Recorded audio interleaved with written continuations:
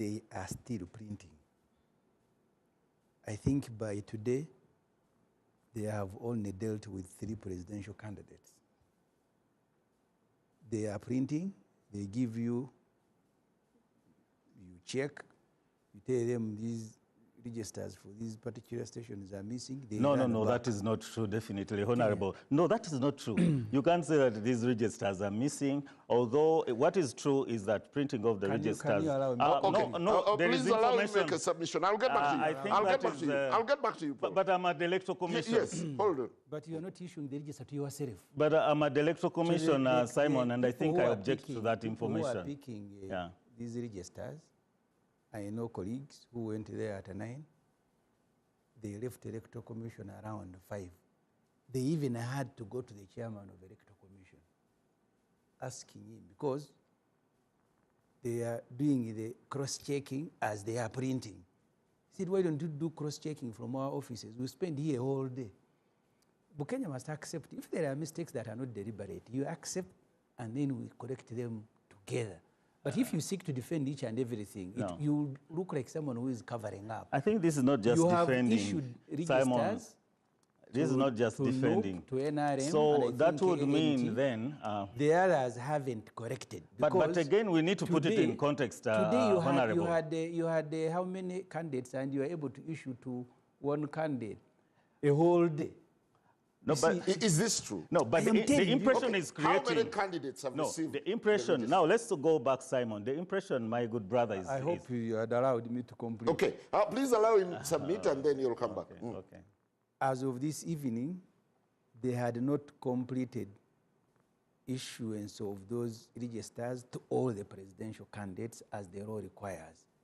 They are still fidgeting there. I have told you, the exercise, they hand over to you, and the whole register, it's 2 tracks.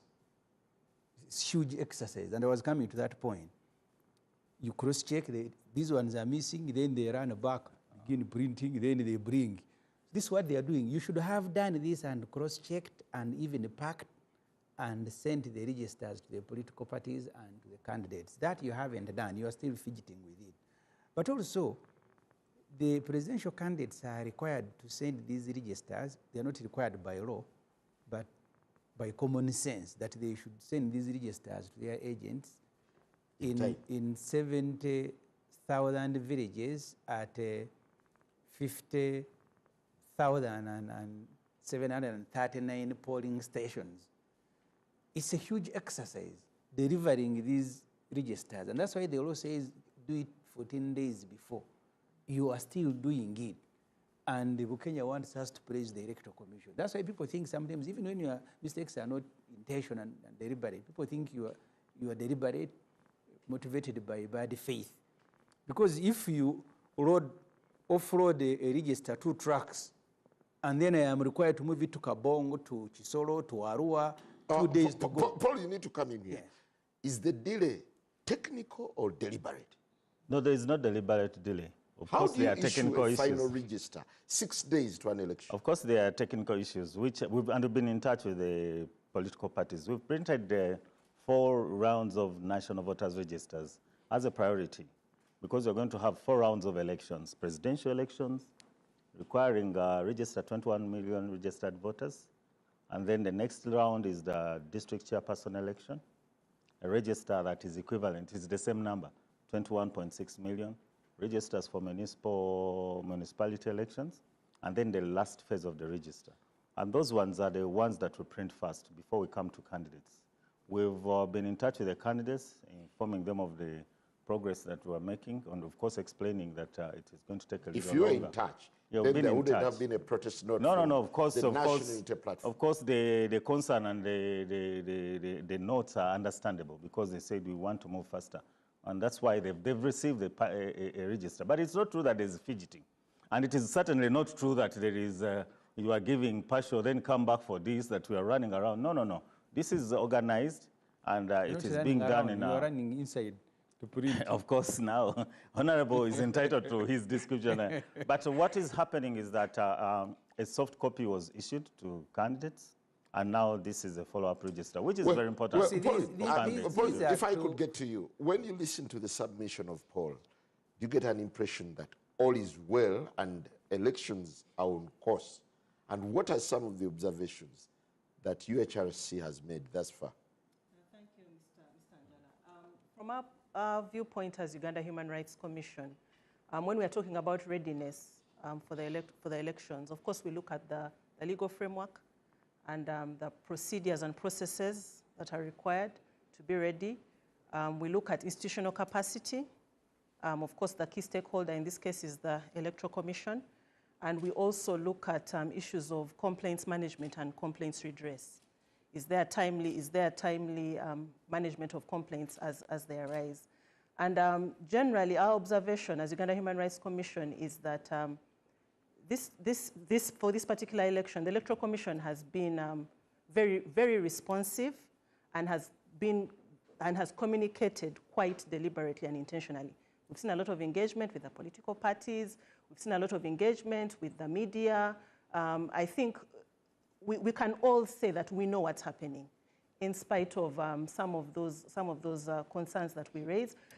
If I may lean into the issue of the voters' register, the law says that within at least 14 days before, this voter register should be available. We appreciate that there may be some technical issues that arise.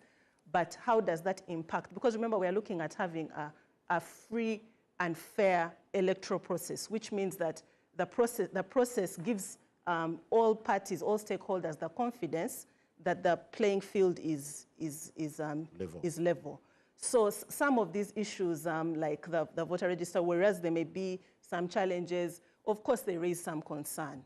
You know, if there are complaints raised within these 6 days, is the Electoral Commission going to be able to address those? I know Mr. Bukenya is saying that we're not looking at removing or adding, but that confidence that the public has, that all the political parties have, that the stakeholders have, that the process is going to be free and fair can be impacted by some of those. But on the whole, when we look at many of the reforms that have been made ahead of the elections, of course, we still have some concerns. We know that our friends in the diaspora are not going to be able to participate in this electoral cycle. That is something that we would have loved in terms of inclusivity, in terms of participation.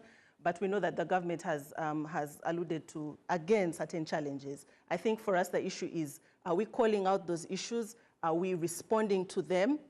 And can we ensure that at every electoral cycle we get better so that the rights of all Ugandans who are eligible to vote are as an observer, would you bill this as pointing to a free and fair electoral process?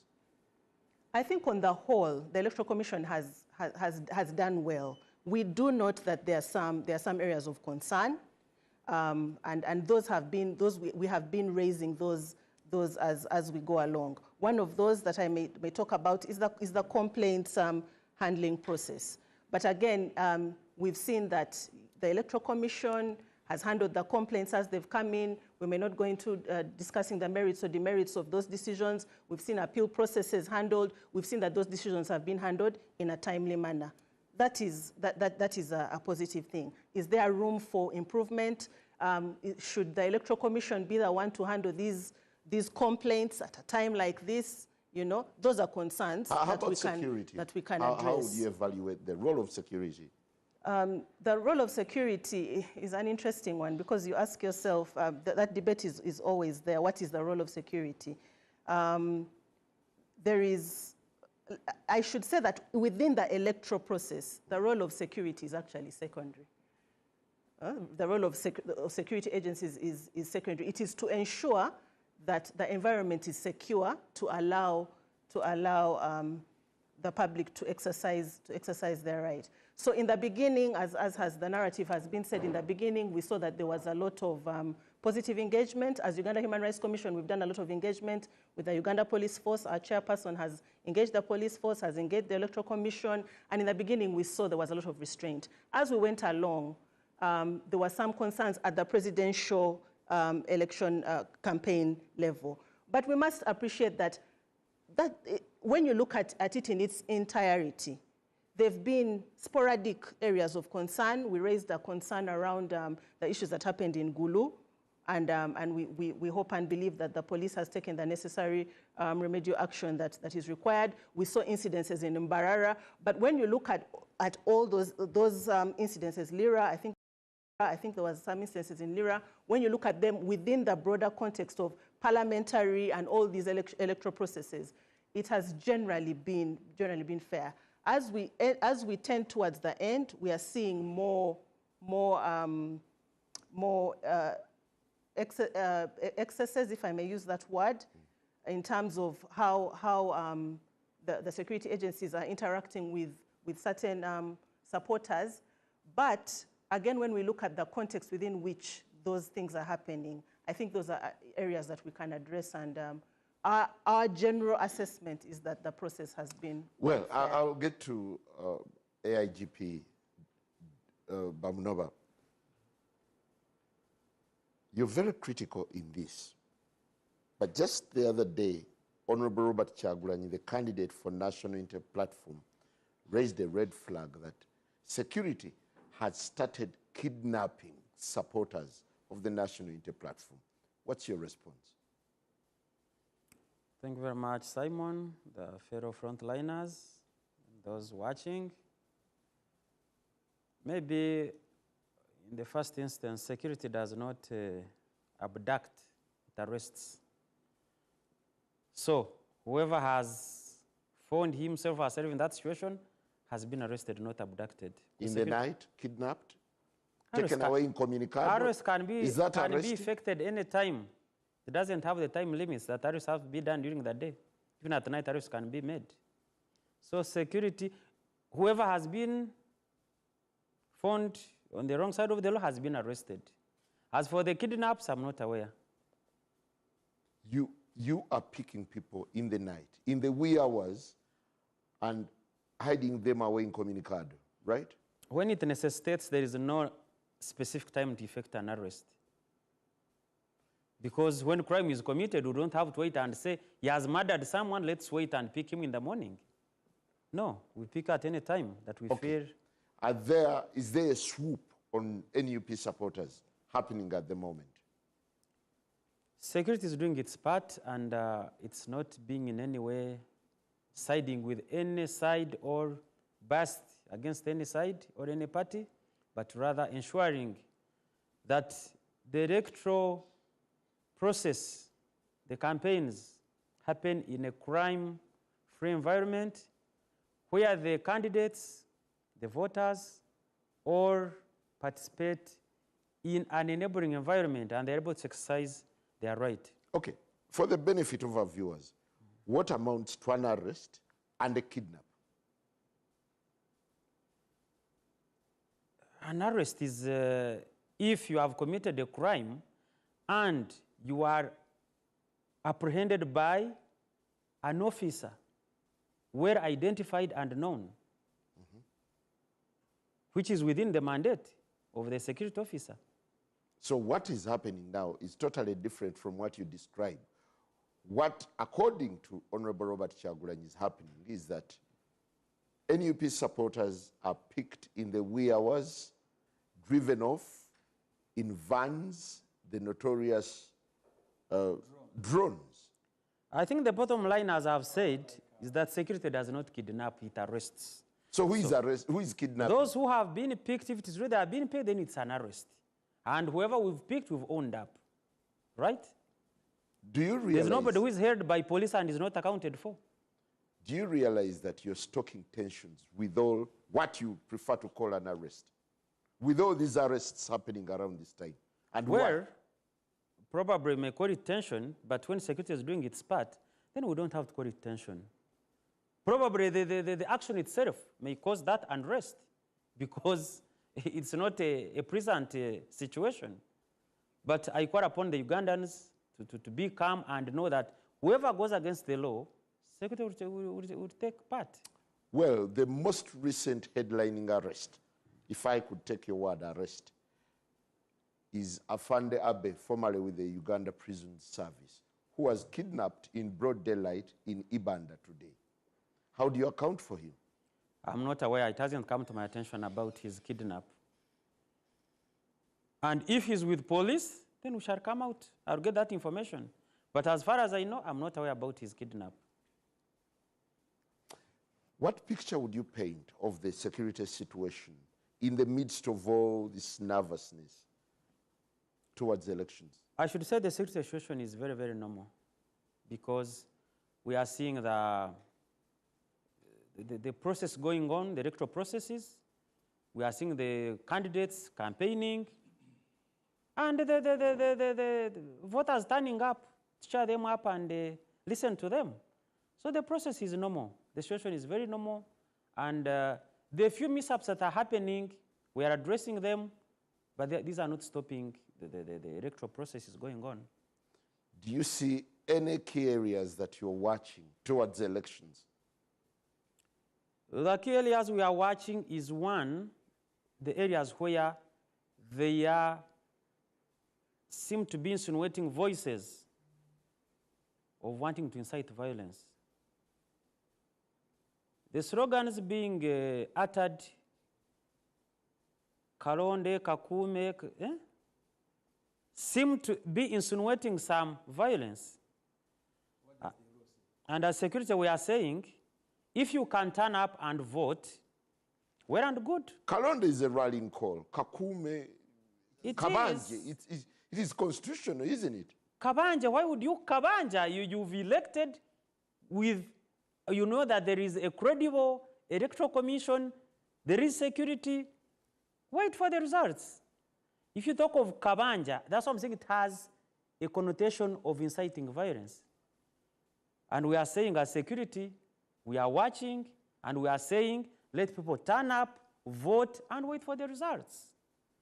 As long as the situation is calm and normal, there's no cause for alarm. Are you still stuck to the position that voters should go home after casting their ballot, even after being advised by the Attorney General that the law allows for 20 meters away from the station?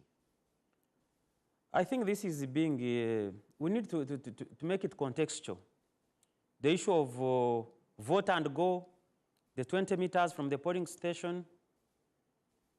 We are looking at a situation where, yes, the law is very clear, 20 meters. But also don't forget that the Presidential Elections Act makes it very clear about the candidate turning up at the polling station to take charge and witness what is going on directly or through his or her representative. And those are the agents. The presidential candidates have 2 agents. The other electoral parties also have their own agents. So you have these 2 for each presidential candidate. Within the precincts. Exactly. But outside, the law gives 20 meters. So that's why I'm bringing it into context. I'm saying the law now is being very clear that the candidate can be there himself or herself, or through the agent, because he cannot be in every polling station. Now, in the presence of the agents, then what is the contribution of the voters who have already cast their vote, and we're saying they should stay within? Even then, when the results are being declared, the DRA forms are handed over to the agent, rightly so? So, what is the contribution of these people? We are saying they should stay around. Well, we are saying as security, let them stay. As long as 20 meters. 20 meters, and they are not causing any commotion. As long as there is no interference with the process, let them be. Don't also forget that. Isn't this a contradiction? A contradiction from the position of the CDF, of the big shots in the army who are saying, go home? I've sounded the reason saying, the electorals are saying, the agents or the candidate himself or herself. That's why you questioned, I said, so what is the role of the voter being around the polling station? Is it disallowed by the law? But is the law cast on stone? Yeah, but I mean, are you creating your own rules? We are not creating the rules. The law says A voter may stay 20 meters. We are looking at this from the security point of view. The security point of view. If we realize that the law may cause a conflict by creating an insecurity, yes, should security look on? It can. If it is wrongly interpreted, it can cause insecurity. So you blame the people implementing. And so security is guiding and saying, you voted. So you are usurping the law. They actually are usurping the law. We are making it better and ensuring that the law works within the available security means. So which legal framework are you using now in sounding all this very, very scary announcement? It's not very, very scary. I think it's the way you are understanding it. I'm talking from a security perspective and from the mandate point of view of the Uganda police. Okay? To ensure that in this electoral process, there is a calm environment for all the parties to participate.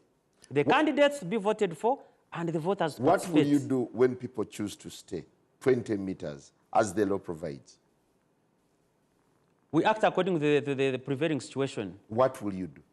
What shall we do?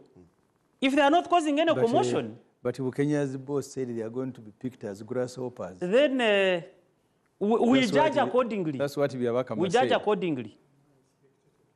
Well, I'm glad you're coming in now. You've waited for your moment. What's your assessment of things as we head into election? As usual, you like kusasamaza. Myself? Yes. You have grown. You are following like an old man. No, you like kusasamaza.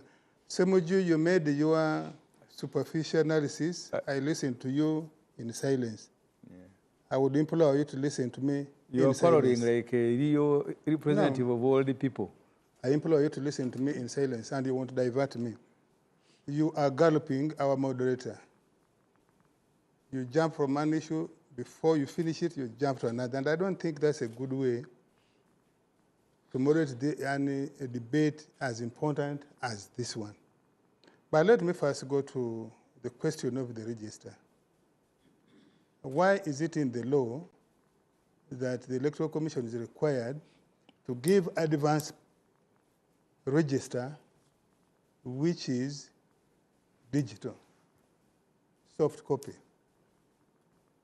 The assumption, in my view, or the presumption, in my view, is that these presidential candidates, or candidates for that matter, are reasonable enough, have means, they can go and read, distill the register.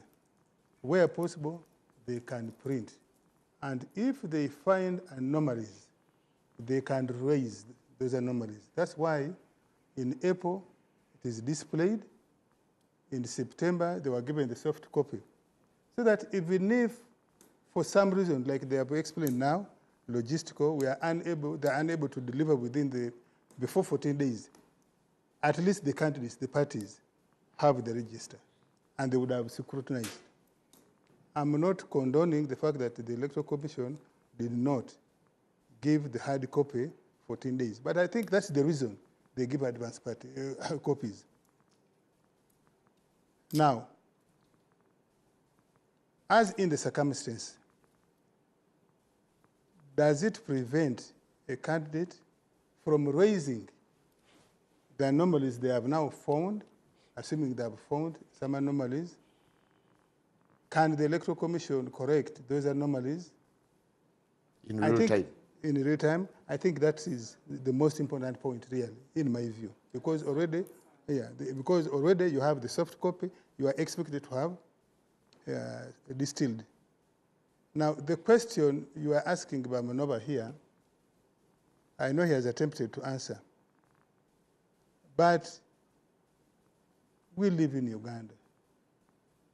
We have known situations where candidates or their agents or their supporters will lay others, those they suspect, not to support them. And we have had scuffles. Now, be as a May, 20 meters away from the polling station. I agree with the Bamnova that the law believes that all of us are going to act in good faith. We shall stay 20 meters away, mind our business, except where somebody really comes with mischief, and then we can probably prevent. So if we, the voters, want to stay, we can stay 20 meters away. But we have known situations where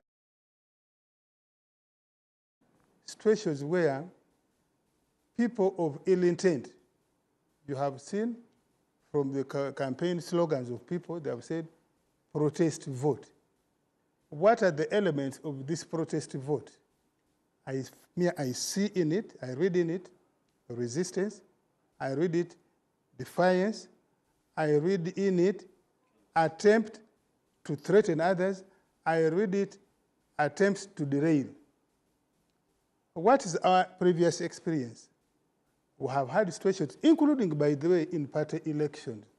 You saw the one in DP in Mbarara, where people ran and tried to carry away ballot boxes. In our own NRM elections, we have seen where people have carried away. They have brought children. They have counted the heads of children on the back of their mothers.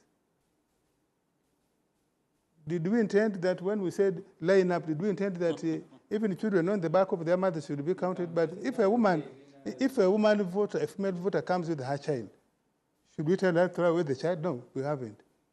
Now, in our own situation, we have had cases where, in outside NRM, we have had cases where people pretend to be just watchers of election, but they actually make the polling process. People who are outside are actually the ones shouting into the polling station.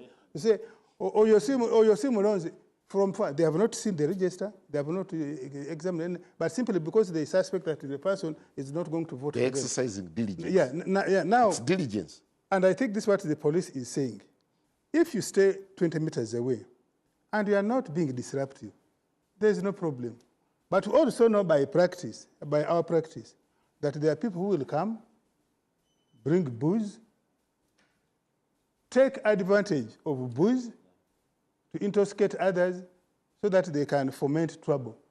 Would you want the police to look on when people have behaved that way? Because the law says 20 meters. And, you know, supposing they are 20 meters, but they are actually barricading the route.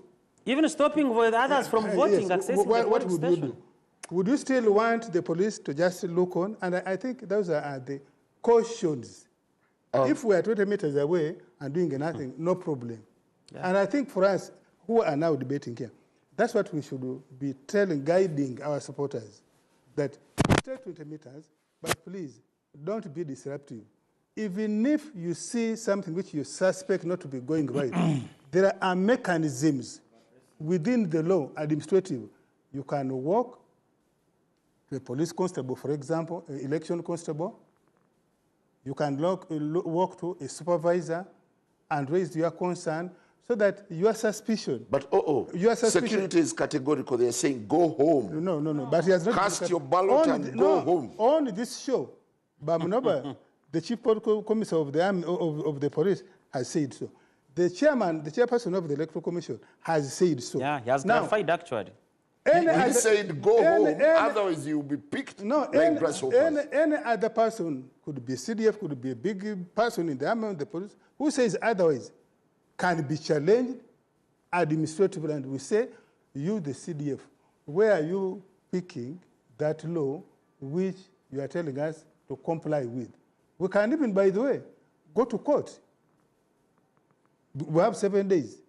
We can actually go to court and say, Mr. Court, we are scared of the verbal threats of the CDF. Well, and we can use court to restrain him. Before I get on to the next speaker. This is what I'm saying. Thank you very much. This is what I'm saying. I see the unusual deployments back.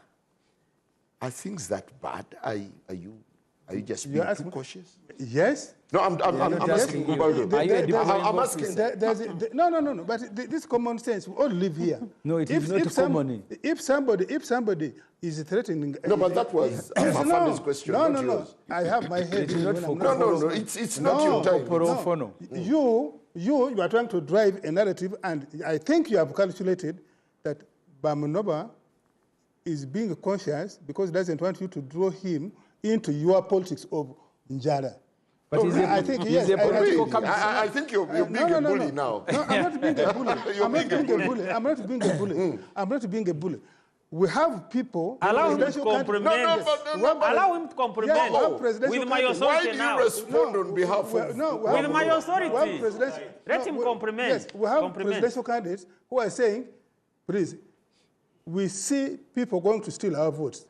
Please come and pour on the street. You want security to wait until they pour on the street, or should they make a posture which dissuades people from pouring onto the street? Okay, thank you. To disrupt elections. Mr. Is that what you want? Corporal Ofwono, that was not your question. I am higher than a corporal. Hey, you are now Kano. I am telling you, I am higher than that. Your ignorance is not my fault. That's why I am Simon, when you say a lot of security has poured on the streets, I think this should give you more confidence to say that I think there is enough security where I'm going to walk to the polling station, vote without any hindrance, without any threat, the candidate of my choice. Panic? Hold on. And then, should there be any disturbance, I will be protected because there is enough security.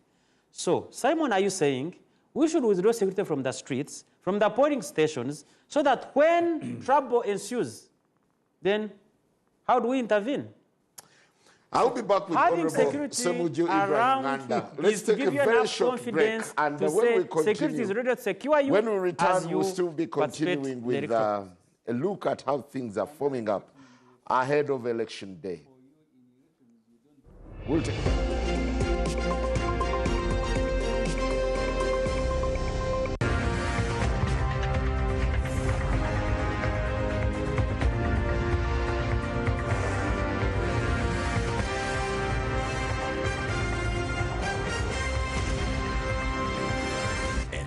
Frontline.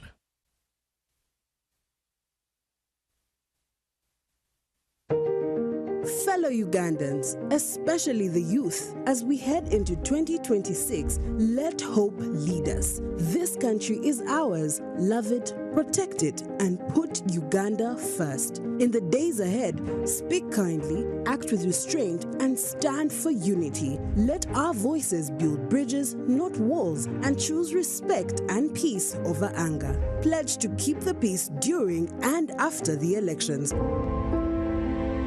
I choose peace.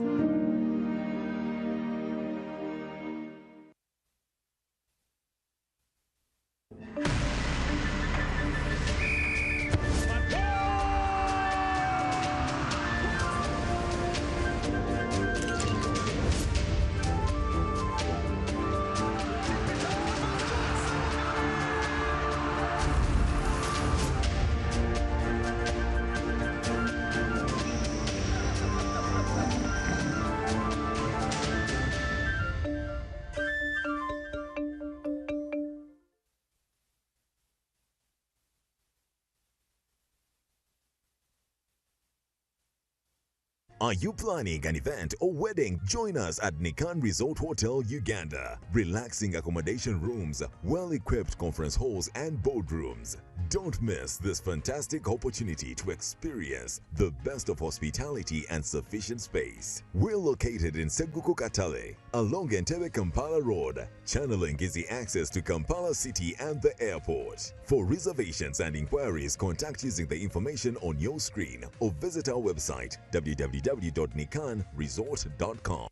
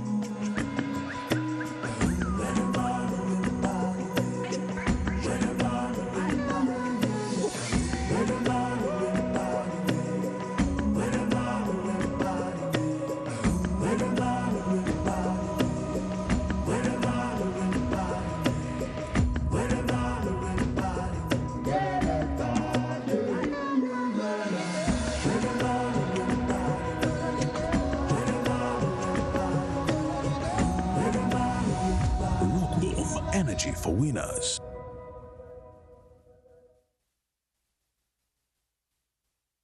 Hey, hey, travelers! Are you a family gearing up for that big vacation, a hustler working abroad coming home, or your squad chasing sunsets and passport stamps? It's time you lock in. Say goodbye to long airport queues, shocking roaming bills, and the stress of hunting for local SIM cards, because now you can travel like a local. Stay connected in over 180 countries. Just scan, tap, and boom! Instant data the moment you reach your destination.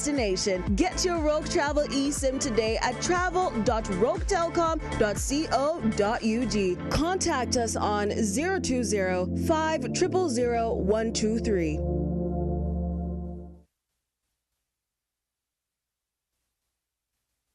Once our economy was in ruins, factories silent, fields abandoned, and hope fading. But together we rebuilt. From just $3.9 billion in 1986, Uganda's economy now stands tall, over $66 billion strong, growing, diversifying, and creating opportunity for every Ugandan. Uganda is getting modernized in its production process. We have doubled the size of our economy in just 5 years. Poverty has fallen from 56% to 16%. And millions. This is the Uganda we are building. Stable, growing, unstoppable. 2026 to 2031. Secure your future by voting NRM. Protecting the gains.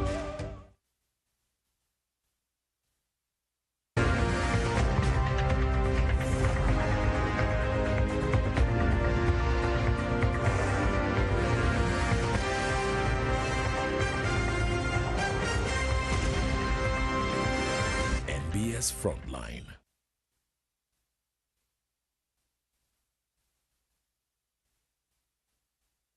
Welcome back as we continue analyzing the stakes and dynamics as the country heads to the Jan 15th general elections. Honorable Semujju, how do you gauge the mood in the country, and how would you take in the submission of Mr. Bukenya and Mr. Bamunova? First of all, us who are candidates and political parties, there is a tendency to blame the Electoral Commission for what they have not done and us failing to do what we are supposed to do.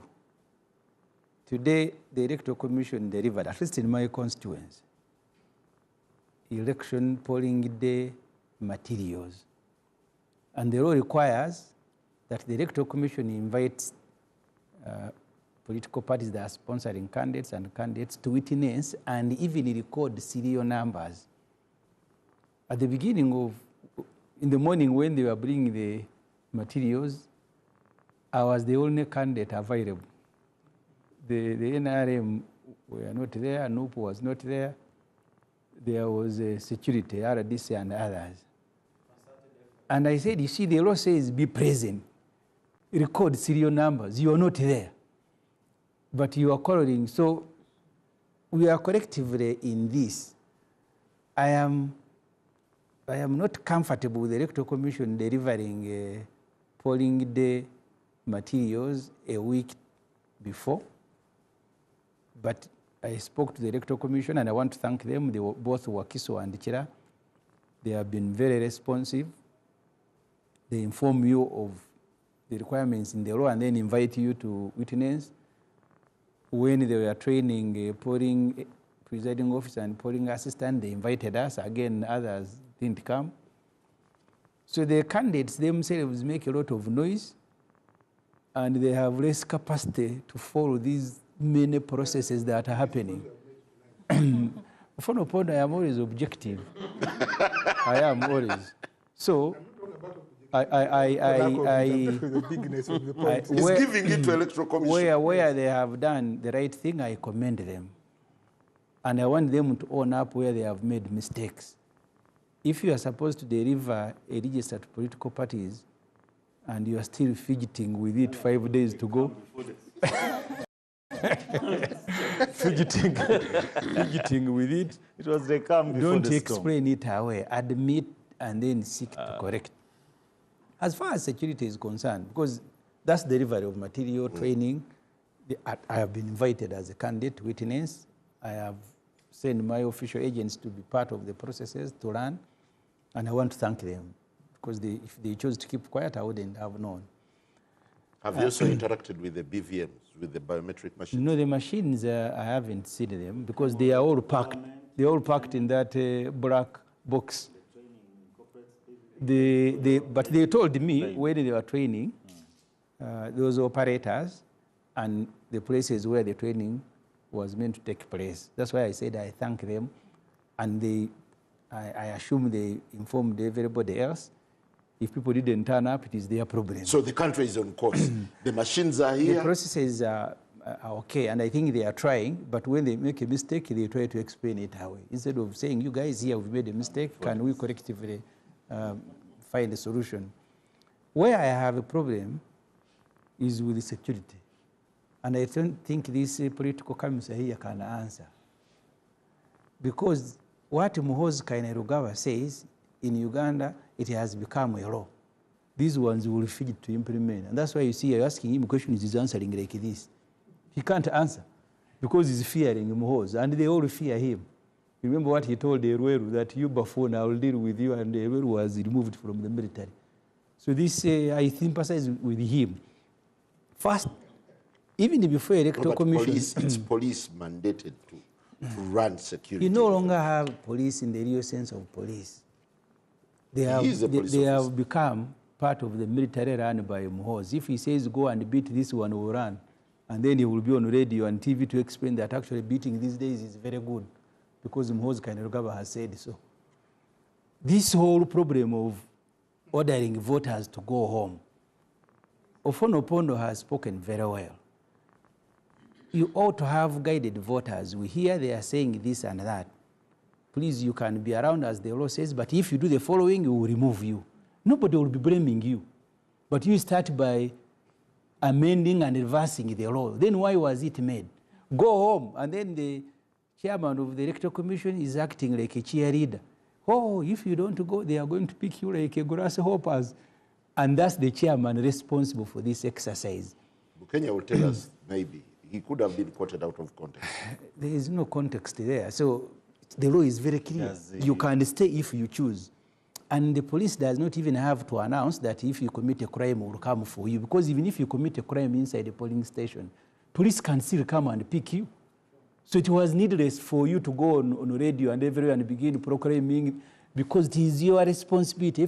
Even if it is an election officer who has committed a crime. Because assuming I go to vote and the man boxes me, you mean you will not pick him because he's a presiding officer? No, I am saying I sympathize with you, because you are trying to validate something wrong. And it doesn't matter how many times you will go on TV to say this is okay because people are many, what.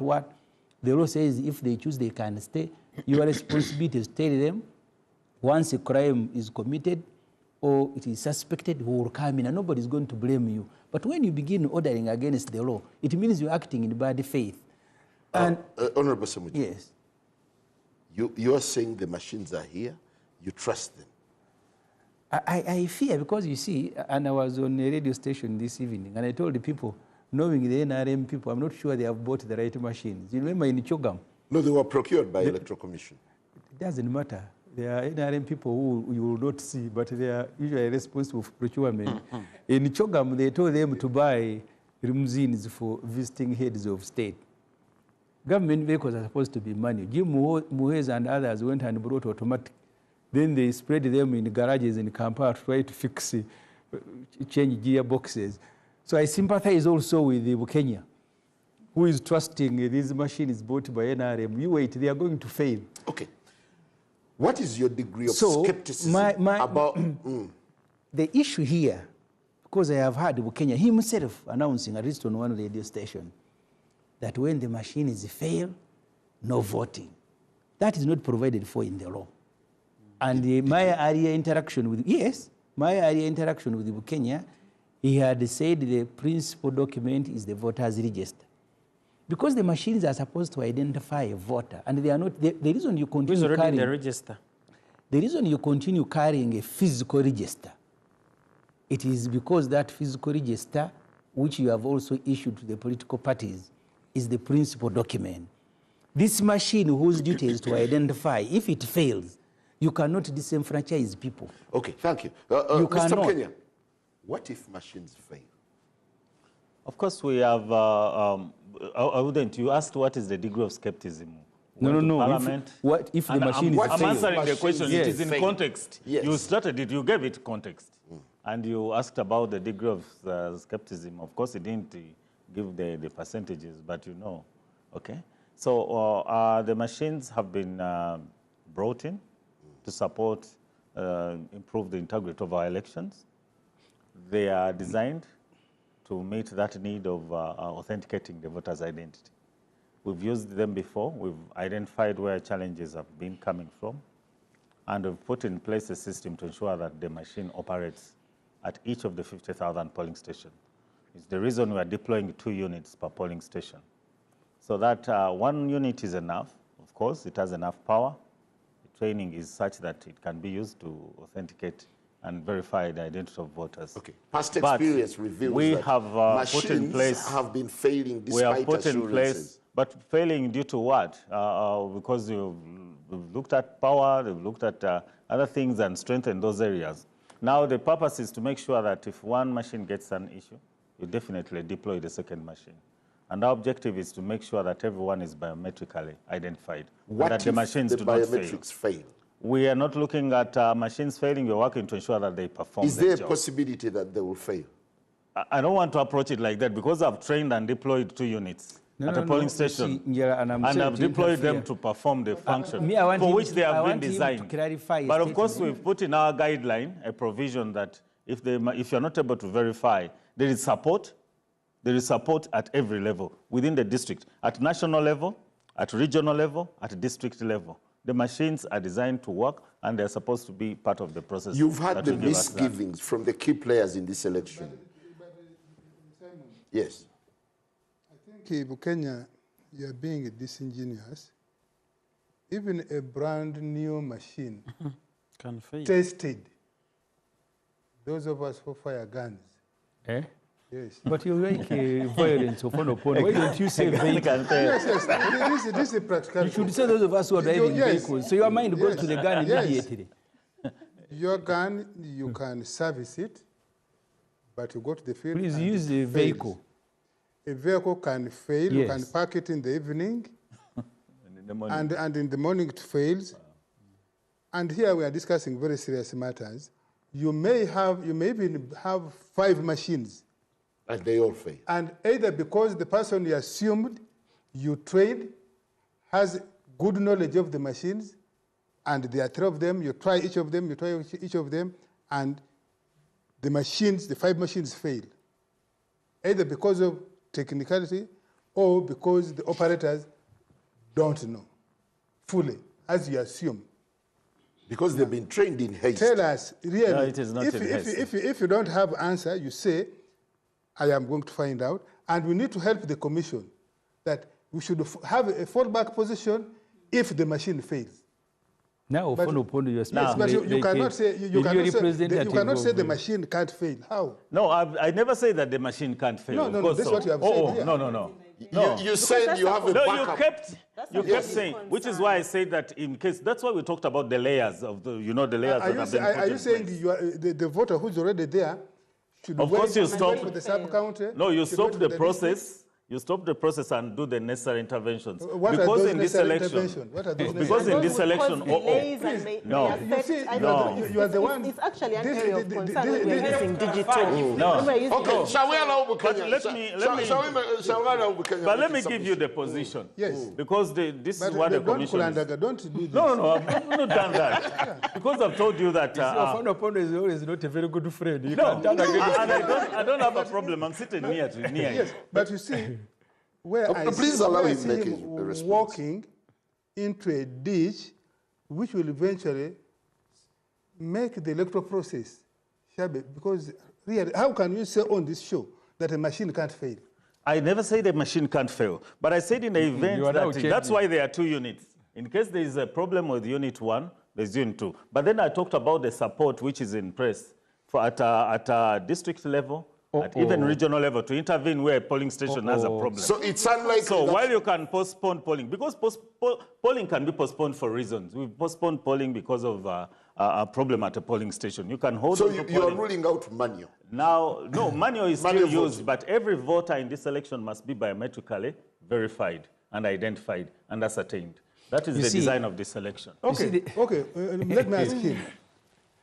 A villager was run from her garden or his garden with sweat and dust. And for that reason, the machine fails to identify the face. What happens? But of course, we are identifying the fingerprint or the face. Everything has failed. In case we cannot, in case there is a disability and you cannot be identified using none of that, the National Voters Register is used to identify you, of course. But of course, now the unit is doing more than just identifying your features. It is also assigned to identify the ballot papers at that polling station. You see, what are the chances that these machines, this system, can be manipulated in one way? Njala, you're taking us now to another question. I think... No. Yes. As a result of possible technical issues. And our concern, I think the BVVK is a very good system. We're not disputing that.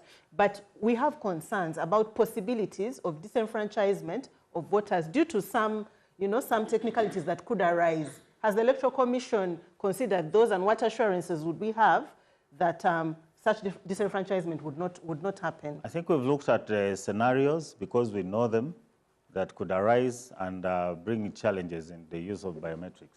And that's why there is all this structure. I've just described of a farmer who runs with a dirty hand, with the sweat and dust, and at the polling station they have not provided water for washing the hands, for example. But why would someone come to a polling station when they are dirty like that? Why shouldn't they come? Are you going to prevent somebody from coming to vote? No, but either way, a person will still be... You are using a situation that doesn't even realize. Are you sure? But people I think you're talking... No, but I think what we could look at, if I can conclude this, because I needed to give a good picture. You ask. Before I came here, to give a picture. I was appearing with other colleagues for another talk show on a radio station.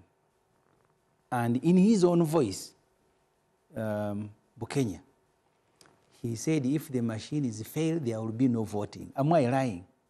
Of course, you hold on to voting until you come in and intervene with the measures that I've talked about. What if they completely fail? Because you're talking about a unit failing, and I'm talking about this unit here failing, and I'm talking about backup support to make sure that voters are verified and identified biometrically through the support system. Because there's a support system that will bring in a new kit. Who has approved these machines? If the MPs themselves recently expressed reservations. 7 minutes per MP. No. The test that because there were trainings, there were explanations, that's why we were going through a lengthy process. Okay. But the piloting of this, the testing of this, the simulations that we've done with the voters is such that just like it takes to swipe you and enter into this station here, it takes seconds to identify. Trouble, we need to give... we are talking IT We need to give this context. I think... we need to give this context.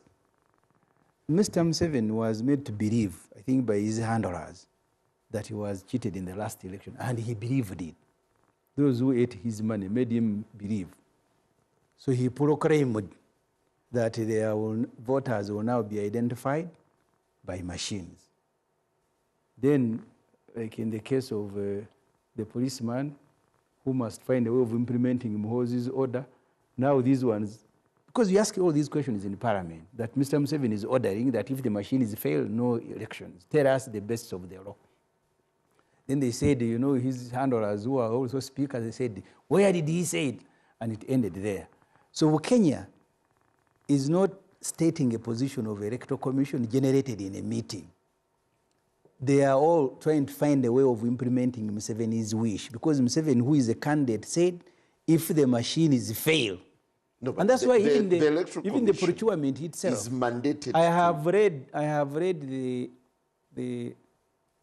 2.5 years to take plan of the electoral commission. These machines were never there. That's why they came rushing recently, looking for a supplementary budget to begin to implement this exercise. So where we are now, and I agree with Ofwono, what the electoral commission should have done is to say we think they will not fail, but if they fail, we will find a solution. Even if they leave it at that, it will give some hope. But for you to pretend that... But you can hear Mr. Bukenya is saying, why should a voter come when they are dirty? but you know, you're talking about a situation... No, I'm asking you, Bukenya.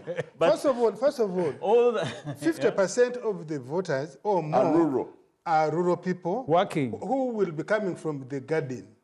Have you ever bothered to find out why people come to vote, majority of them turn up after 11, after midday? They start in the gardens, definitely. Yes, exactly. Now, are you going to give each of them water? And so, wash their hands and their face? And Honorable, I know you know that people are also responsible as they present them at polling stations. You see, they come with VLS, they come with... No, I think Justice Byabakama, the president might have insisted that we use biometric. That's well and good if we want to, but I think we need to have the manual backup. But the register, there is a register at the polling station. Okay, but you are saying they shouldn't use it. What's wrong with you saying we shall fall back in that rare extreme No, but the position of the Electoral Commission is that it will be fully biometric.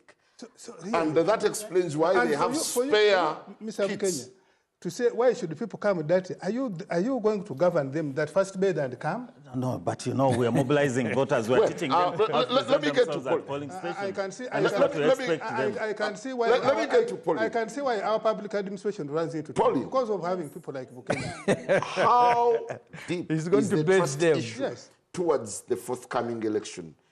Even as we talk about the biometric machines, do you think there is a level of trust amongst Ugandans towards how this entire exercise is going to be run? Well, the trust element may be an issue, and I think trust is built with the level of engagement, the level of information that is provided. That is why when I was speaking earlier, I said that we credit the Electoral Commission for being responsive. It's very important for people to know. You cannot underestimate the importance of voters to that basic level that we're talking about, knowing what is happening. Now, this BVVK system, as we have said, is generally a good thing. We want to make sure that the process is more secure. However, are we sure that generally our population has understood? You know, we've described this particular voter, and when we're looking at things from a human rights perspective, we want to look at that most vulnerable person because we don't want anyone to be disenfranchised. We can sit here in Kampala and Kampala Metropolitan and assume that things will generally go okay. As you credit the Electoral Commission, but was there any kind of voter education that you heard of? Ours is civic education. We do the civic education, but honestly, that is one of the challenges we've had in this cycle. We have not had sufficient funding or resources to do civic education. I don't want to go into the details of the level of budgeting and what that. So even EC has not conducted voter education. Yeah, so both of them have done nothing. I don't want to speak for Electoral Commission, but there has been a real concern around civic education. But also, why should we start to talk or hype civic education right toward the election? This is something that should be ongoing even 2, 3 years, 4 years ahead. So there has been a challenge in that. But I wanted to go back to the issue of the BVVK. And And I'm not saying this in a manner to put the Electoral Commission on the spot, but to say that we anticipate that there might be challenges that could cause disenfranchisement that we think the Electoral Commission should bear in mind and address. Mr. Bukenya has not been able to actually tell us what would happen. Yes, he said that you don't have to have polling on that at that exact point. But so what are the measures that are in place? It would be good for the public to know what measures has the Electoral Commission put in place